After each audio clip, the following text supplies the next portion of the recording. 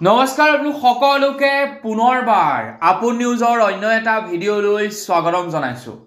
আপোনালোকৰ যদি ষ্টেট বেংকৰ একাউণ্ট আছে আপোনালোকৰ কাৰণে ওলাইছে এটা খুবেই গুৰুত্বপূৰ্ণ খবৰ। যিসকল লোকৰ নেকি ষ্টেট বেংকৰ একাউণ্ট আছে তেওঁলোকে এই ভিডিঅ'টো মন দি শুনক। ষ্টেট বেংকৰ একাউণ্ট থকা লোকসকলৰ হঠাতে ষ্টেট বেংকৰ সকলোবিলাক ট্ৰানজেকশ্যন বন্ধ হৈ পৰিছে। আপোনাৰো ষ্টেট বেংকৰ ট্ৰানজেকশ্যন বন্ধ হৈছে নেকি কমেণ্ট ছেকশ্যনত জনাব। আপুনি এতিয়াই চেক কৰক আপোনালোকৰ ষ্টেট বেংকৰ ট্ৰানজেকশ্যন। আপোনালোকে Google Pay, PhonePe, Paytm যদি ব্যৱহাৰ কৰে তেনেহ'লে গুগল পে, ফোন পে, পেটিএমৰ জৰিয়তে কাৰোবাক পেমেণ্ট এটা কৰি চাওক আৰু আপোনালোকে জনাওক মোক কমেণ্ট ছেকশ্যনত যে আপোনালোকৰ গুগল পে, ফোন পে, পেটিএমৰ পেমেণ্ট ছাকচেছ হৈছে নে নাই হোৱা। যদি আপোনালোকৰ Google Pay, PhonePe, Paytm বা য়োনো এপছৰ জৰিয়তে পেমেণ্ট ছাকচেছ হোৱা নাই, পেমেণ্ট কৰিব পৰা নাই, আপোনালোকৰ যদি অসুবিধা হৈছে তেনেহ'লে আপোনালোকে আজিৰ দিনটোত এটলিষ্ট পেমেণ্ট নকৰিব। ষ্টেট বেংকৰ ফালৰ পৰা এটা গুৰুত্বপূৰ্ণ খবৰ ওলাই পৰিছে। ষ্টেট বেংকৰ যিসকল নেকি গ্ৰাহক তেওঁলোকৰ কাৰণে এটা জৰুৰী নিৰ্দেশনা। আপোনাৰ যদি ষ্টেট বেংকৰ একাউণ্ট আছে ভিডিঅ'টো সম্পূৰ্ণকৈ চাই থাকিব, নহ'লে কিন্তু আজি আপোনালোকে আজিৰ দিনটোত বিপদত পৰিব পাৰে। তো আপোনাৰ যদি ষ্টেট বেংকৰ একাউণ্ট আছে ভিডিঅ'টো শেষলৈকে চাই থাকিব আৰু অন্য এজন ষ্টেট বেংকৰ একাউণ্ট থকা ব্যক্তিলৈ ভিডিঅ'টো অকণমান শ্বেয়াৰ কৰি দিব যাতে তেওঁলোকৰো অকণমান সুবিধা হয়, যাতে তেওঁলোকে বিপদত নপৰে। তো মই শ্ৰীপাঞ্জি গগৈ, আপোনালোকে চাই আছে আপোন নিউজ। আহক আৰম্ভ কৰোঁ আজিৰ ভিডিঅ'। আগবাঢ়িছোঁ আজিৰ খবৰটোৰ ফালে আগবঢ়াৰ আগতে লাইক এটা কৰিব। যদি চেনেলটো ছাবস্ক্ৰাইব কৰা নাই তেন্তে চেনেলটো ছাবস্ক্ৰাইব কৰি ল'ব। আজি নিশা 2 বজাৰে পৰা ষ্টেট বেংকৰ গ্ৰাহকসকলে এই সমস্যাত ভুগি আছে। আপুনি যদি ষ্টেট বেংকৰ গ্ৰাহক তেন্তে আপুনিও চাগে এই সমস্যাত ভুগিব পাৰে।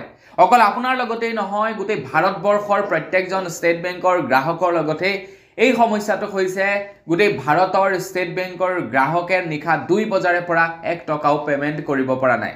না তেওঁলোকে Google Pay, PhonePe, Paytm ব্যৱহাৰ কৰিব পাৰিছে, না তেওঁলোকে য়োনো এপ্লিকেশ্যন ব্যৱহাৰ কৰিব পাৰিছে, না তেওঁলোকে NEFT কৰিব পাৰিছে, না RTGS, না IMPS কৰিব পাৰিছে।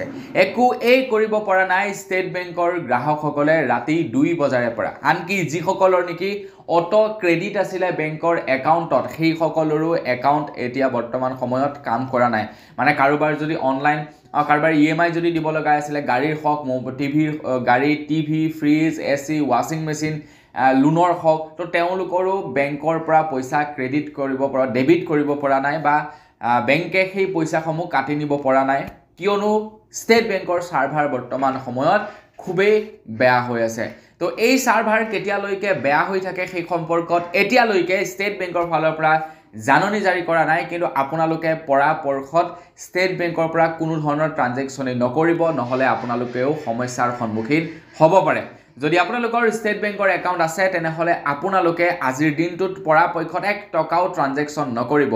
পৰৱৰ্তী পৰ্যায়ত যেতিয়া নেকি জাননী জাৰি কৰিব, নিৰ্দেশনা জাৰি কৰিব, তো তেতিয়া আপোনালোকে ট্ৰানজেকশ্যন কৰিব। নহ'লে এই সময়ছোৱাত যদি ট্ৰানজেকশ্যন কৰে, কেনেবাকৈ যদি আপোনালোকৰ ট্ৰানজেকশ্যন ফেইল হয় তেনেহ'লে 4-5 দিনলৈকে আপোনালোকৰ পইচাসমূহ ফচি থাকিব। কাৰণ যেতিয়া নেকি আপোনালোকে গুগল পে, ফোন পে, পেটিএমৰ জৰিয়তে এটা ট্ৰানজেকশ্যন কৰে, ট্ৰানজেকশ্যন কৰাৰ পাছত আপোনালোকৰ পইচাটো যদি ফেইল হয়, ফেইল হোৱাৰ পাছত 3 ৱৰ্কিং ডেইজৰ তেওঁলোকে সময় লয় বা 5 ৱৰ্কিং ডেইজৰ তেওঁলোকে সময় লয়। তো সেই সময়ছোৱাৰ ভিতৰত তেওঁলোকে পইচাখিনি আপোনালোকৰ একাউণ্টত ক্ৰেডিট কৰি দিয়ে। গতিকে কিবা কাৰণত যদি আপোনালোকৰ একাউণ্টৰ পৰা পইচা কাট খাই গুচি যায়, হয়তো সেই ব্যক্তিজনৰ একাউণ্টত যাবও পাৰে, নাযাবও পাৰে, নতুবা আপোনাৰ একাউণ্টলৈ ঘূৰি আহিবও পাৰে, নাহিবও পাৰে।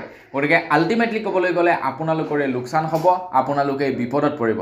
সেইবাবে আজিৰ দিনটোত এটলিষ্ট আপোনালোকে গুগল পে, ফোন পে, পেটিএমৰ জৰিয়তে যদিহে আপোনালোকৰ ষ্টেট বেংকৰ একাউণ্ট আছে তেন্তে পেমেণ্ট নকৰিব, নহ'লে কিন্তু সমস্যাত ভুগিব লগা হ'ব পাৰে। এতিয়া এই সমস্যাটো কিয় হৈছে ষ্টেট বেংকে এতিয়ালৈকে এই সম্পৰ্কে জনোৱা নাই বা অৱগত কৰা নাই।